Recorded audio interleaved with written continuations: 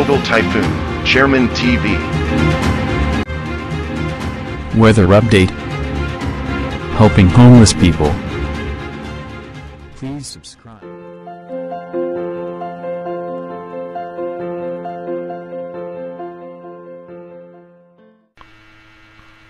Magandang umaga po. Ito po ang latest update natin para sa lagay ng panahon ngayong araw, November 26, 2023. Patuloy pa rin pong umiiral sa ating bansa yung shear line na nakakaapekto nga po yan dito sa may parte ng Aurora, Quezon, Rizal, Laguna, Oriental Mindoro, Camarines Norte, Camarines Sur, and Catanduanes. At yung northeast monsoon naman natin ay patuloy na nakakaapekto naman po yan sa may parte ng Cagayan Valley, Apayao, Kalinga, Mountain Province, Ifugao, Metro Manila, Ilocos Region, at natitirang bahagi ng Cordillera, at dito nga po sa may Central Luzon at Calabarzon. Yung easterlies naman natin ay apektado naman po yung parte ng Mindanao at ilang bahagi ng Visayas, kaya medyo maalinsangan yung ating panahon dyan. At tayo naman po sa ating advanced weather forecast ng European Center, patuloy nga po na makakapagpaulan sa ating bansa itong shear line, lalo na nga po sa susunod na 2 hanggang 3 araw at pagpasok nga po ng December. Sa ngayon nga po, nananatili pong maganda ang lagay ng panahon ng halos malaking bahagi ng ating bansa at makakaasa na lamang tayo ng mga mahina at katamtamang pag-ulan maliban nga po dito sa may naapektuhan ng shear line. Dumako na nga po tayo sa ating rain map animation. Mamaya nga pong alas 10 ng umaga, asahan natin may mga posibleng pag-ulan nga dito sa may parte ng Bicol Region, dito po sa may parte ng Mindoro Provinces, hanggang dito po yan sa may extreme Northern Luzon at Northern Luzon, may mga posibilidad na pag-ulan. Asahan naman natin na magiging maganda ang lagay ng panahon ng malaking bahagi ng ating bansa. Mamaya naman po, pagdating naman ng alas 3 ng hapon, ganun pa rin po, magiging maayos at maganda ang lagay ng panahon ng Visayas, Mindanao. May mga isolated rain showers sa may Palawan at may mga posibilidad pa rin na mahina at katamtamang pag-ulan dito nga sa may parte ng Bicol Region, dito po sa Mindoro Provinces, dito po sa may Quezon, Aurora, at maging dito nga sa may parte ng extreme Northern Luzon at Northern Luzon, mayroong mga posibilidad na may hina at katamtamang pag-ulan. Pagdating naman po ng alas 6 ng gabi, mananatiling maayos at maganda ang lagay ng panahon. Asahan na lamang pa rin natin dito sa may parte ng Polillo Island, extreme Northern Luzon ay magkakaroon ng mga posibilidad na pag-ulan. Yung mga parte na wala tayong nakikitang kaulapan, asahan naman natin dyan yung localized thunderstorm. Pagdating naman po ng alas 10 mamayang gabi, may mga posibilidad na pag-ulan dito nga po sa may parte ng Dinagat Island, eastern section po ng Visayas, at mananatiling maganda ang lagay ng panahon ng halos malaking bahagi ng ating bansa. Dumako na nga po tayo sa ating advanced weather forecast. Dito po sa ating advanced weather forecast, nananatili nga po yung shear line, apektado nga itong parte ng Central Luzon. Pagdating naman po ng November 27, kinabukasan, asahan nga po natin na aakit na po yan dito sa may parte ng Central Luzon. At yung easterlies naman na makakaapekto sa malaking bahagi ng ating bansa.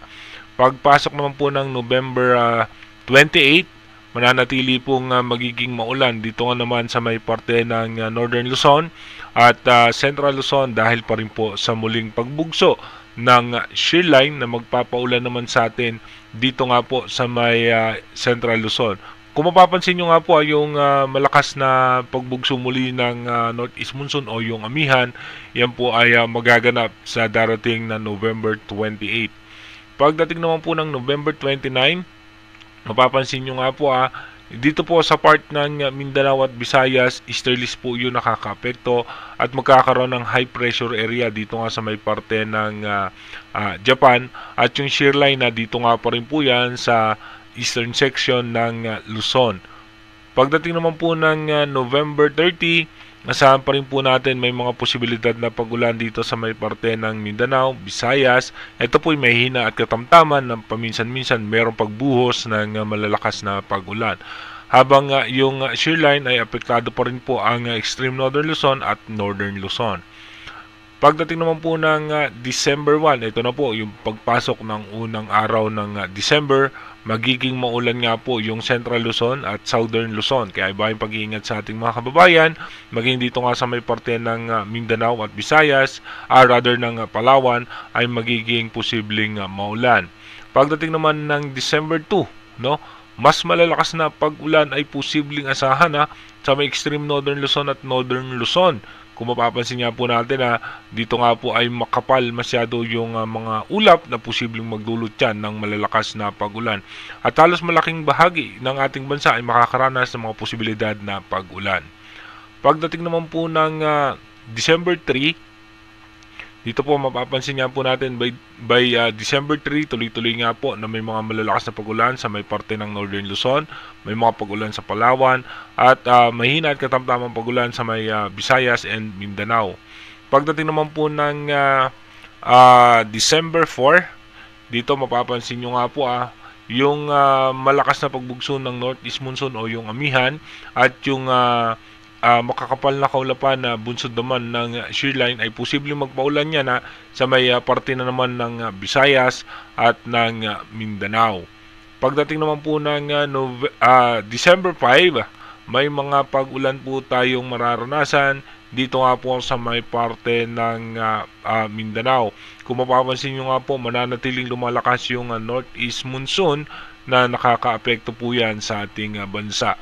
May mga possible low pressure area pa rin po tayo nakikita na posibleng mabuo, pero mababa naman ang tsansa na maging bagyo at makaapekto sa ating bansa. Again, inuulit natin bagamat wala tayong bagyo na minomonitor sa ngayon simula November 26 hanggang December 5. Again, inulit natin na ito nga po ay possible scenario pa lamang at malaki pa rin po ang posibilidad na magbago yan.